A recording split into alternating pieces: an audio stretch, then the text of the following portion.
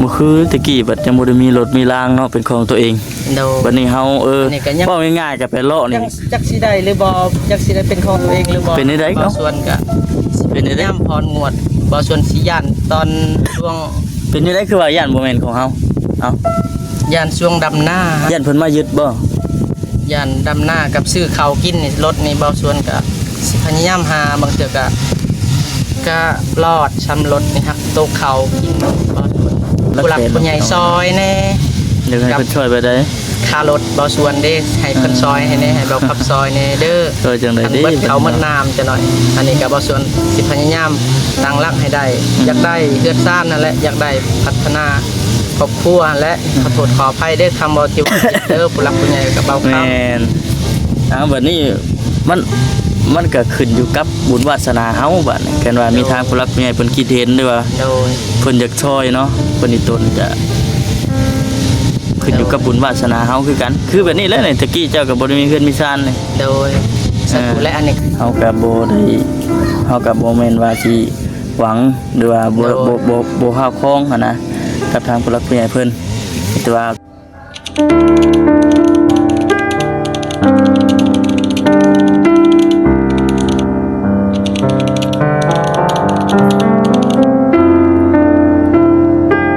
สบายดีเด้อบ่สวนที่ว่าพอลูกหาพุ่นไปนั่งพุ่นบ่เฮาไป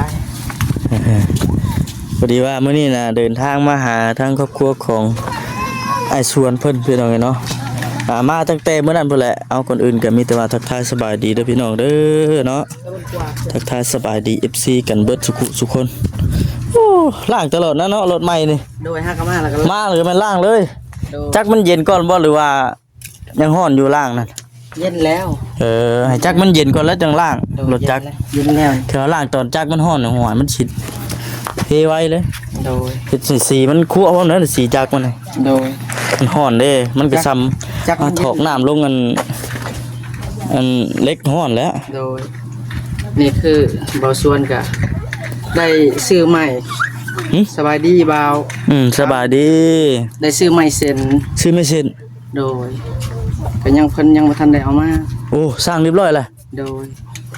เท่าไหร่ก่อนน่ะล้านนึงโอ้สิมาใส่นี่แล้วนี่แบบใดเบิ่งไปอธิบายเบิ่งดูเซานี่ก็บ่ส่วนสิเอาขึ้นให้มันใหญ่อีกสบายดีเด้อสบายดีเซานี่มันน้อยเอาให้มันได้หน้า12เซานี่มันน้อยโพดบ่ได้ฮอดหน้า12บ่นี่หน้า10บ่หรือว่าหน้า12ขึ้นส่วนความสร้างใหม่เงินไปขายเครื่องครับจะบ่ได้ลงลาพอดีแล้วเผื่อเฮาเผื่อเฮาโบกมันก็ได้อยู่หน้า15เฮาจะได้ใหญ่ซั่นไหนกันอันนี้เฮ็ดเองบ่นี่ต่อเสานี่ต่อเองสิได้ซับมาเฮาไปหานางโฮมหมู่ปะเด็กน้อยเพิ่นบ่น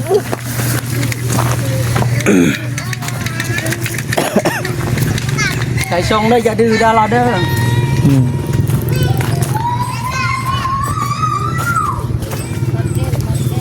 มันยังนี่มาขี่มาไปย่าเอ็นกว่าด้วยย่าเอ็นเตรียมด้วยบรรยากาศกระเด็ดช่างพี่น้องเลยโอ้ช่างนั้นไฟใหม่อันให้หน้ากระเจ้าเพิ่นตั้งใจจูดบ่เนาะเจ้าของหน้าเพิ่นบ่จูดเนาะเจ้าของหน้าเพิ่นจูดเดี๋ยวมาลามมาพี่นะนางเอาร่วมกันนี่เลยเฮามา นางอารมณ์กันพี่น้องเลยเนาะเดี๋ยวมาดูญาเรื่องไม่เอาทำไมแบบนี้เราได้เอาตั้งสบายเลยนี่แหละพี่น้องเลยเนาะมาตั้งแต่เมื่อนั้นพูดแล้วมาหลักเวะเราเมื่อนั้นเห็นเพิ่งแหละหากมาเตะเลาะขายป่ะโดยเมื่อนี้ไปเลาะทางไหนมื่อนี้ไปแถวบ้านเฮานี่แหละเลาะแถวบ้านนี้โดยบ้านนอนขายแล้วบ้านกลางเบิดอยู่ป่ะเบิดอยู่ได้ขายดีอยู่เสาร์นี่เป็นบางมื้อนะเนาะโดยมื้อได้ขายดีก็ถือว่าได้มาไวอันนี้ก็เบาส่วนก็สิได้พักและวันศิลมื้อนี้นะมื้อวันศิลบ่มื้อแรงมื้อแรงนี่มันศิลน้อยเดี๋ยวศิลใหญ่ศิล8ป่ะอย่าดื้อเด้อ วันศีลนี่มันต้องได้หยุด โดยกับวันสิ้นเพ็ง ศีลดับศีลเพลงนี่มันหยุด โดย เออ เดือนหนึ่งก็3เทื่อหยุด เออ ก็ยังบ่ทันได้ฮอดเดือนดอกอันนี้ก็สิฮอดเดือนและรถก็ได้ เออ ประมาณ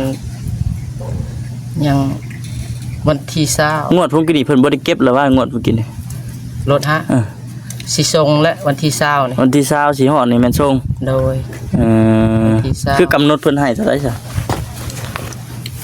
กำหนดเพิ่นก็ กำหนดเพิ่นให้ไปถอกหั้นนะ วันที่ วันที่20แล้วแม่นไปถอกรถ 20โดย นี่ก็ถามมาซื้อบ่คำถามบ่ส่วนก็ยังอยากได้โทรศัพท์นี่แล้วยังบ่ทันได้ซื้อโทรศัพท์อยากได้ตัวนั้นนี่ตัวนี้แน่ หาเงินเก็บ โดย หาเงินเก็บ เข้าก็ ก่อ สิ น เบิ ไว้ ดแล้วอันนี้ ซื้อโทรศัพท์ เดือนหน้านี่ก็ยัง15มื้อนี่สิได้ซื้อเขาแล้ว หลายทางเนาะหลายอันหลายแนวก็ว่าแม่นพี่น้องเอ้ยเนาะ โดยหลายแนว หลายแนวอ่าเพื่อสิ ตื่นเต้น หา บ่ได้มาสัมภาษณ์ถึง ฮะ บ่ได้มาสัมภาษณ์ถึงบ่ส่วนก็ตื่นเต้น บ่ได้มาหาแต่โดนเลยว่า โดน ตื่นเต้นบัดนี่ โดย ตื่นเต้นจังไดบัด ว่า ว่าบ่เป็น ว่าบ่อยากเป็นปานใด คือเก่าแหล้วบ่ชวนเลยเนาะคือเก่าเด็กเข้ามาเยี่ยมแม่มัน ไอพี่น้องเอ้ยเด็กเข้ามาเยี่ยมมายาม โดย เป็นอะไรวะซะ หัวมักแตงก็มันแดดก็ฮดอยู่หักก็ เป็นอะไร มันแดดแห้งก็มันก็เหี่ยวฮดบ่ทั่วบ่ถึง โยมันแดดสิเนาะ โดย โหนแค่ว่าฮดน่ะฮดตอนเช้าก็ตอนเช้าก็ดีเด้ฮดน่ะคืออยู่เฮือนน่ะก็ปลูกอยู่นี่เป็นมักแตงมักมักทั่วฝักบัว โดย ปลูกอย่าฮดตอนเช้า มันร้อนสินะโอ้อยากมาดเด้อ บ่ส่วนก็ทึนฮ้อนก็ยังบ่ทันได้มีลวงลาย หืม คันว่ามีทุนน่ะบ่ส่วนก็สิหาเงินคำสิซื้อเองเขาหั่น แบบหมุนไปหมุนมานะครับ แต่ว่าปัจจุบันนี่นะซื้อใหม่ก่อน โดยบ่ส่วนซื้อแล้ว ยังบ่ทันได้ส่ง แต่ว่ายังเราถ่าเพิ่นมาส่ง โดยยัง 7-8 วันนี่แหละ เออ พร้อมสั่งใหม่แบบไม่เฮาเลือกเองนั่นนะ โอ้สั่งน้ำบ่ได้เป็นสั่งน้ำโรงงานบ่ บ่ อย่าว่าสั่งน้ำโรงเรือยสิดอก ใช้สั่งนำพวกจักรสปิน สั่งน้ำผูกที่ว่าเพิ่นซอยไม้ขาย โดย เส้นหนึงเท่าไหร่บาทเนี่ย เส้นละ300,000 โอ้เส้นหนึง3เส้นเพิ่นขายเป็นเม็ดบ่ ไม้6เม็ด เออ 300,000เพิ่นก็บ่มีใหม่ดอก อันนี้ก็ขอน้ำเพิ่นนั่นแหละ อืม ทั้งไม้48ทั้งหยังนี่ไม้ขาวหันเป็นไม้48 อืมสร้างไว้สามหาเงินทำได้ก็ซื้อมาทีเล็กทีน้อยซั่นติ โดย เช่นว่า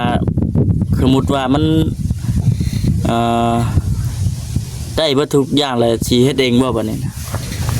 โดยก็สิเฮ็ดเองมือพักก็สิได้เฮ็ด ได้เฮ็ดเองนั่นแหละบ่มีเงินจ้างเพิ่นจ้างก็หลายเนาะ เฮ็ดเองต่างเฮียนฮู้ไปนำ เดี๋ยว ที่เทือนตัวเองเด้ผิดก็แก้ไขไหม ใครเนาะเขาได้แก่ เห็นว่าเฮาไปเฮ็ดเทือน พัน อื่น นั่นนี่แหละพันไผมาแต่พุ่นอย่าดื้อเด้ออย่าดื้อเด้อ ชอบกิมเฮ็ดหยังช่วยพ่อใหญ่ล่ะ สั่ง ฮะ เสื้อผ้ามื้อนี้หั่น ฮะ วันหยุดโรงเรียนบ่ได้เข้า บ่ปกติเราไปโรงเรียน โดยมื้อนี้อาวุธวันในครูไปร่วม เออหยุด หยุด อ่า ข้าวน้ำ3บาทก็ได้ซื้อแล้วบ่ส่วนก็ได้ เป็นจังไดข้าวที่ว่าเฮาวันไปเฮ็ดในให้นาเด้อ สิหมดแล้วเขา ใกล้สิเบิดแล้ว โดยยัง2สอบเข้า ข้าวเปลือก อืม โดยยัง2สอบเข้าเปลือกอย่าดื้อได้มอมนั่งได้อผู้หลักผู้ใหญ่เพิ่นมาเด้อ ผู้พากันไปดินถูกไป เรียนอยู่พุ่นไป เอากลับไปนั่งดิถูกไป อย่านั่งในนี่ไปบ่ได้จะไปไปเรียนอยู่พุ่นไปเบาส่วนก็สิค้าขายตลาดน้อยนี่แหละบ่มีแนวเฮ็ดสิเอาขายเครื่องแบบเป็นหลักเป็นแหล่งขายแบบ แต่ละมื้อตื่นจากโมงจะไปหับเครื่องน้ำมันตลาดเอามานะ 3:30 3 โมงครึ่ง3 โมงเช้านี่ โดย ตี 3เนาะ ตี 3:30ไปหับเครื่อง เมืองชนพุทธ อยู่เมืองจำพรพุ่นนะ เมืองจะพอดผู้ โดย อ๋อเด้อไกล ลเติบเด้เนาะ ไกลเติบประมาณเกือบชั่วโมงแล่นรถลงไปพุ่น มาราคามากก็มันเลาะคอยเลาะมาทางพี่ โดยเลาะมาทางพี่บางทีก็เลาะมาทางเลาะมาแต่พุ่นเลาะมาแต่พุ่นแล้วมาแจ้งอยู่พี่ พอได้ขาย เก็บไปแล้วบางส่วนในพวกได้เงินเก็บเขามือ10มือ20,000ก็เก็บไว้ โดยบ่ส่วนก็พอได้เก็บสำนานแหละ เด็กน้อย ซื้อใหม่ซื้อตอกแล้วก็เลือดที่ทึ้นซื้อหันซื้อเครื่องหัน ทืนมันก็ป้าไว้หมุนได้ทืนมันเนาะ โดยคันหมด เป็นฮุบใส่อันไม้นะห้วยมึงก็ทืนหมุนได้บ่นี่ โดย อันนี้ก็บ่ส่วนก็หาก็มาหอดตอน 12:00 น. ลักๆเด้อแม่นเอาหยังไปขาย เครื่องที่ว่าคนซื้อนิยมซื้อกินแต่ซื้อ มีของกินกับเขาวนี่แหละ เอาอาหารสุกบ่ โดยอาหารสุกหมักถั่วหมักแตงปิ้งไก่ลาบหมูลาบเป็ด แล้วก็หมักถั่วหมักแตง ว่า ขนมข้าวจีหวานหลายแนวแล้วก็ส่วนก็สิเฮ็ดตัวนี้เป็นหลัก เป็นอาชีพเลยแล้วบัดนี้3ฮอดยามให้ยามนา โดย 3เฮาได้ไปดำให้ดำนา โดย ได้เงินได้หยังมาแล้วก็ซื้ออันนั้นพร้อมบัดนี้ซื้อเป็ดซื้อไก่แล้วมา ซื้อไว้แล้วเป็ดนี่ไก่ก็ได้4-5 โต 7-8 โตแล้วไก่ก็ได้บ่ เสียงมันแผ่มันพื้นเลยก็ห้วยบ่คำเชื่อว่าเฮาอยู่แบบนี้น่ะมันน่าสิเลี้ยงได้อยู่ดอกเพราะว่าเห็นหนึ่งมานี่เห็นมาแล้วนะ โดย ประตูสมเนาะพี่น้องเนาะ อัก็โตละแสนนี่บ่ส่วนซื้อไว้ ประตูสมเราอยู่ผู้เดียวบ้านนั้นนะ พอได้แย่ง บ่นบ่คำไปตัวน่ะ โดย เราเลี้ยงโอ้ยเป็ดกับพ่อเป็ดไก่กับพ่อไก่ไก่นี่มีทุกแบบทุกชนิดเลยตู้สมเราเลี้ยง ไปอยู่น้ำแม่ไป อันนี้มันกับพื้นที่มันก็สิแบบเดียวกันเลยพี่น้องเนาะมันก็ โดยพื้นที่มันกว้าง กว้างเลยมันห่างจากหมู่บ้าน ซื้อใบซื้อเป็ดซื้อไก่แต่ทุนก็ยังบ่ทันได้มีปานใดแต่ก็ค่อยหมุนไป ไปหมุนไปได้จังได๋เฮาก็จังซื้อ บางเที่ยวซื้อไว้ก็ข้างมือ2 มื้อจังได้ขายคันว่าเฮาก็อยากขายไว้อยากได้เงินหมุนได้เงินแบบเงินน้อยอันเด้ เงินน้อยเงินหมุนดิ โดยขายไว้ก็บ่ได้ราคาอีก แม่นั่นแหละบ่ได้ตันเป้าเฮาเลยเนาะ โดย มีอันพวกค้าแม่ค้าเพิ่นเลาะอยู่บ่ทันนี่ มีอยู่มีเบอร์เพิ่นไว้อยู่มีเบอร์เพิ่นอยู่มันก็ไปโทรน้ำมงโทรน้ำหนองนั่นแหละอยากได้ก็โทรศัพท์ตั้งโต๊ะนั่นแหละว่าสิซื้ออยู่ทิศหน้าก็สั่งใหม่แหละก็ยังบ่ทันได้ อดทนเอาแหละเอาทวนเลย โดย ไปมีเพนเนี่ยจะเข้ามาหาช่วงนี้ บ่มีไผ บ่ โดย บ่แต่เก่าบ่นุ่งเด้เนาะแต่เก่าเนาะ มีเบานุ่งไปพอเบานุ่งอยู่บ้านเก่า เป็นพ่อเราอยู่ไส อยู่บอนบ่าวลาวพาเพิ่นซอย โอ้พูนบ่ อยู่บ้านแม่ป๋อง มันไม่ป้องไปหาเลาะเฮานี่ไปหาเลาะแต่ว่าพ่อเพิ่นอยู่พุ่น โดยบ่ชวนไปหาเลาะไปพอเพิ่นอยู่พุ่นบางเทื่อบางมื้อก็2 โมงจังได้มาฮอดมื้อนี้ก็ได้ขายไว้หมดไว้ก็มาไว้ ถือเข้าไปบ่เรือไป เขา ถือ ก็บ่ได้คือบางเทื่อก็ซื้อมาแต่ตลาดเลย ซื้อกินอยู่พุ่นเลย ก็หาไปแต่เช้าแต่ดึกเนาะ โดย ท่านได้หนึ่งข้าวหนึ่งน้ำไปเลยพี่น้องเอ้ยเนาะต้องไปเอาคนข้าวหน้าอยู่แล้ว โดยคันว่าสิทาเขาหนึ่ง ช่วยได้เนาะบ่ทันได้มันหลายคนเลยพี่น้องบ่แม่นใช่ว่ามีแต่เฮาเอาง่ายๆไผทันของคนนิยมซื้อก็ถือว่าโชคดีไปนะพี่น้องเอ้ย โดย จะไปลากหลังบ่ทันหมู่เนาะห้วย ไปบ่ทันหมู่ก็กำตัว มันสิ เขา ถือ นิยมซื้อ นั่นนะจะว่า คือเพิ่นเอาเลย นั่นแหละจะว่าแต่ว่าเพิ่นหยุดมือวันศิล โดยอยู่ วันศิลนี่แม่นหยุดคู่งวดเลยวันศิลชื่อแต่ว่าวันศิลเนาะ โดย3เดือนหนึงมี3 เดือนหนึงน่ะมี3เทื่อบ่ โดยมี3เทื่อบ่ส่วนสิได้หยุดแล้วก็วิทย์วันศิลป์ก็ไปต่อ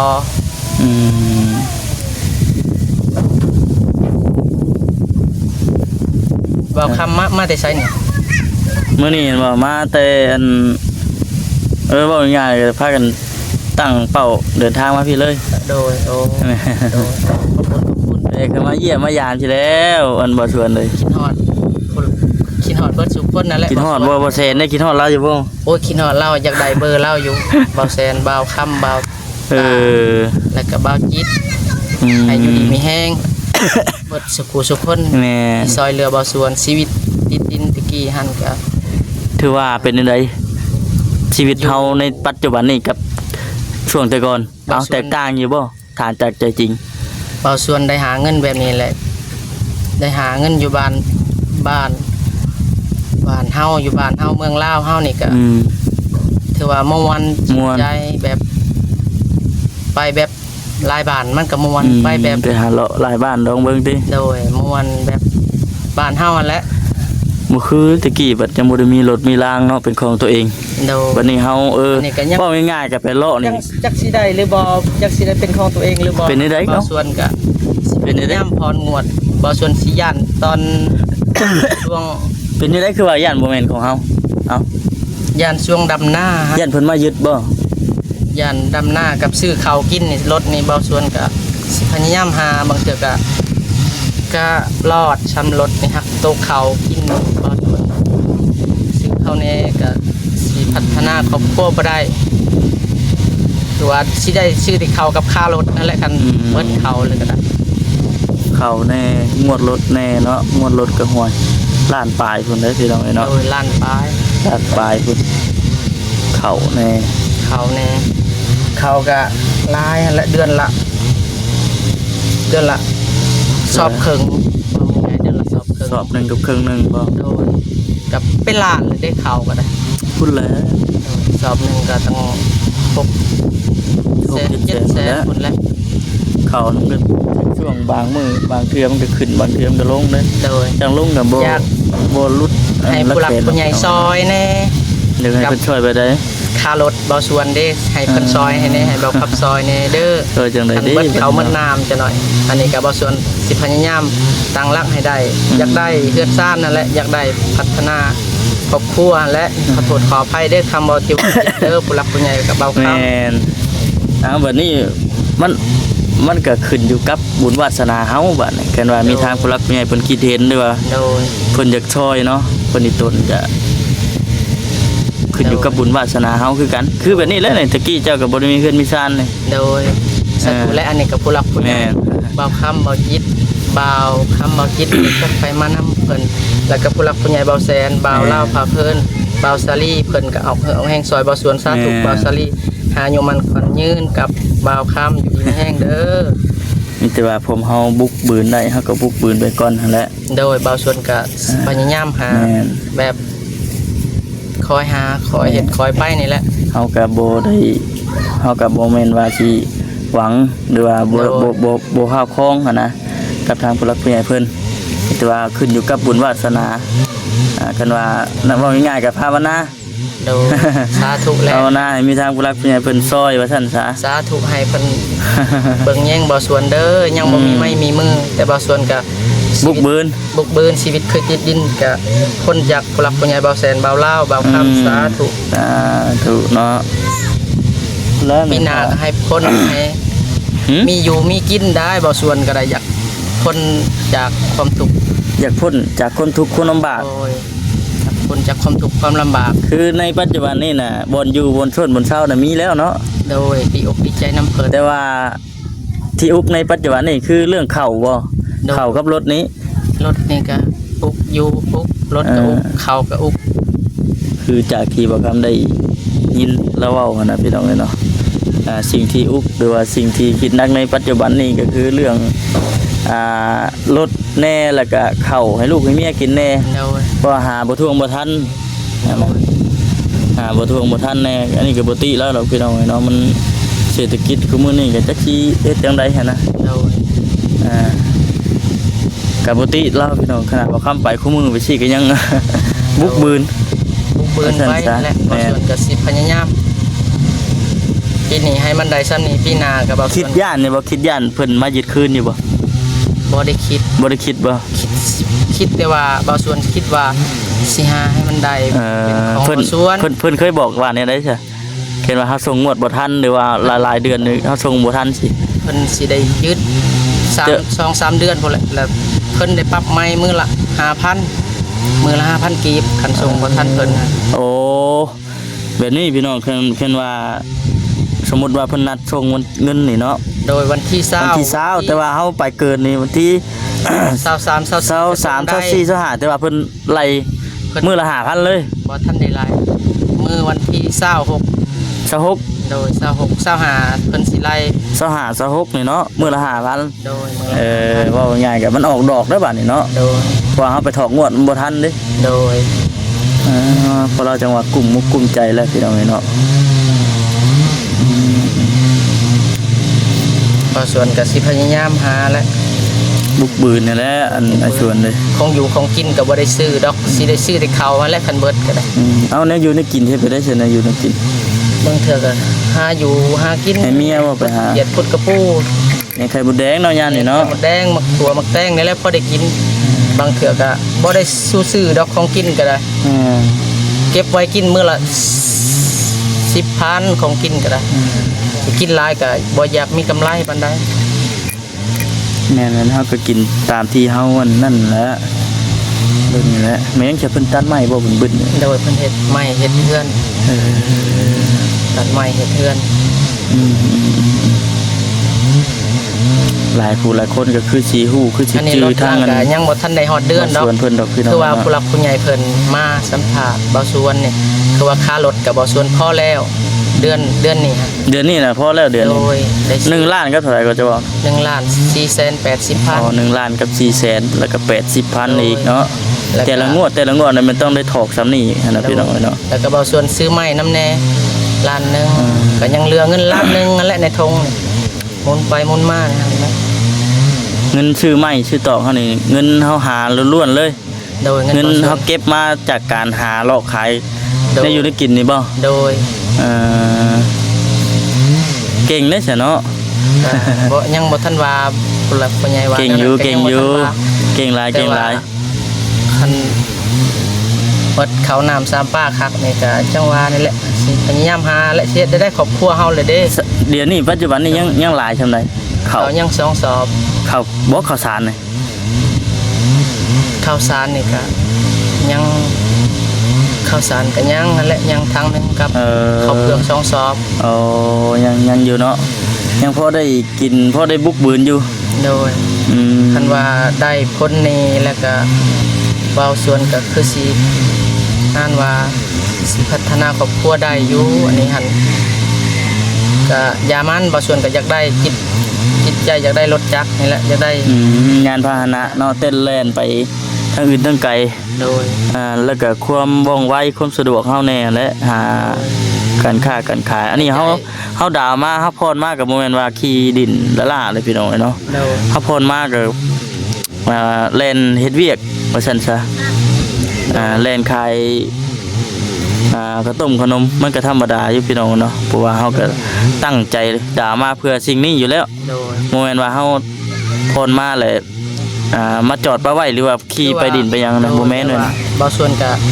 คือว่าเอารถจักรนี่ไปเฮ็ดงานเว้าง่ายๆเสียไป เอารถนี่แหละไปหาเงินนี่เพราะว่าบางส่วนก็เอารถ นั่นแหละเดี๋ยว ไปนำรถนี่แหละ บ่เป็นบ่คำเชื่อว่ามันก็แต่ว่ามันยังให้เวลาเฮาหา ยังให้เวลาเฮาหาเงินอยู่จักปีรวมเบิดนี่ 3 ปี 3 ปีพุ่น โดยเป็นเดือนก็36 เดือน บังคับทำพ่อเนาะเอาสบายดี สบายดีพี่น้องเนาะ อันนี้ก็บ่ส่วนก็หาเงินในบ้านเมืองบ้านเฮาประเทศลาวเฮาบ้านเฮานี่แหละอยู่บ้านเฮานี่คือว่าบ่ส่วนก็ดีใจแบบไปขายเครื่องแบบเป็นงานของส่วนตัวก็ว่าแม่น งานของตัวเองเนาะ งานของเจ้าของ ของเจ้าของบ่ส่วนก็หาก็มาไปขายเครื่องแหละ แล้วก็มาแต่ขายเครื่องมา โดยก็มาได้ขายเครื่อง เบิด มื้อไปขายดีอยู่มื้อนี้ ขายดีเนาะมื้อนี้เนาะ โดย ไปฮับเขาเท่าไรมื้อนี้ ไปครับเขา700,000 700,000เบิดเกลี้ยงเลย เบิดเกียงเลยอันนี้คือแจ้งผู้หลักผู้ใหญ่เพิ่นบางส่วนก็มีเงินถอกแล้วขับรถเดือนนี้ฮะ เดือนนี้เลย โดนแล้วก็ เราอัน ได้ซื้อไม้ ซื้อไม้เลยบ่ เพื่อนอีกโอ้ล้านหนึง ก็ยังบ่ทันได้เลื่อยเพิ่นก็พ่มเลื่อยว่าไงๆพ่มก็ โอ้ พ่มเลื่อย ชื่อใหม่มาให้เพื่อนอีกเนาะ โดย ต่อเติมเพื่อนนี่ได้พี่น้องพอได้มีบนจอดรถจอดลาเนาะ โดย อ่า ก็สิฮอดวันที่ถอกเงินและรถจักรก็ได้ มื้อไรวันที่ถอดเงิน เศร้า ถอดเพิ่นเท่าไหร่ก็ ล้านหนึ่งกับ480,000 นั่น480,000เนาะ แม่นๆบ่จิตลมกับเราเด้อ ได้ โอเคสบายดีเด้อชวนเด้อ สบายดีบ่ครับ โอ้เอาสาสู้ๆไปนะแน่ส่วนเลยเนาะ ไปพี่น้องเนาะจบคลิปก่อนแล้วก็อุกอ่านใจพี่น้องเนาะยังก็ต้องการยังก็จำเป็นข้าวน้ำก็จำเป็นพี่น้องเนาะรถล่างก็จำเป็นก็ต้องบุกบือแล้วก็ได้โอเคพี่น้องสบายดีเด้อ